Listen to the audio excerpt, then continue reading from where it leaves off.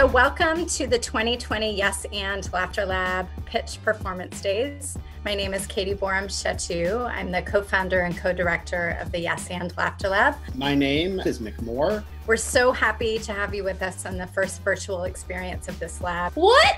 Could it? Should we? I am so thrilled to be here. So the Yes and Laughter Lab is a competitive incubation lab and pitch program that really lifts up diverse comedy writers and performers who are creating new comedy about topics that matter. We have done our best to create a space that feels genuinely collaborative. Muslim girls, DTF, discuss their faith. The problem we're trying to solve with our series is that the media talks about Muslim women like Trump talks about COVID. We don't exist. Muslim women are just portrayed as helpless, voiceless, or in Isa's case, terrorist number 2's girlfriend.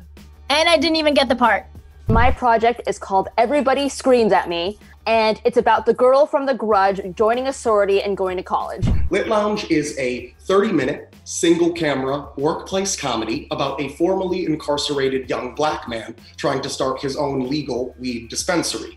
Is a show about struggling for equity and equality within an industry that lacks it. Darling, a dark comedy TV series about the last remaining abortion clinic in the town of Darling, USA. I think the most important detail that Darling will bring to light is that abortion is a lot of things to a lot of people, and that is reflected in the tone of our show. Welcome to Apartment of Solitude. It's an adult animated parody of the superhero universe featuring Niles and Chaz. Think about it, you've never seen Black Panther have to rush to a pharmacy to get a Plan B pill in the middle of the night.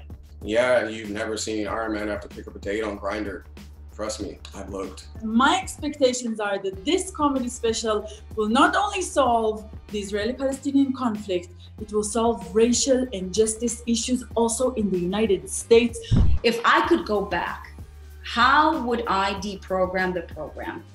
So I created Hangry. What if I found out that I was not Pakistani and that I was Mexican? What if my ex found out that she was not Mexican, but that she was really Pakistani? This is the origin story for my feature film, Zenith.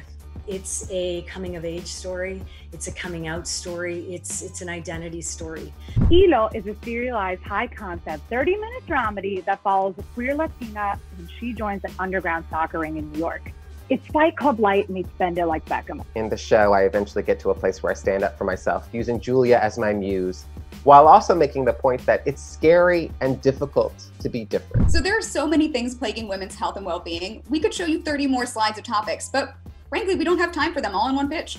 So we're gonna make a TV show about it. What this Yes and Laughter Lab is about is not only the power of storytelling, but the power of taking back what stories are being told. I'm so blushing with excitement. I know it's supposed to look like a comedy club, but it just reminds me of apartments I'll never be able to pay for. I've done 10,000 garbage Zoom calls, and I haven't once seen paper puppets. I've been doing Zoom wrong. And comedy should represent the world we live in. Comedy should punch up and speak truth to power, and it should make you a little surprised and sometimes a little uncomfortable, while hopefully introducing you to a new way to look at the world. We did 11 pitches in 2 days. We did an amazing job. All of the success that is coming to you is not by chance.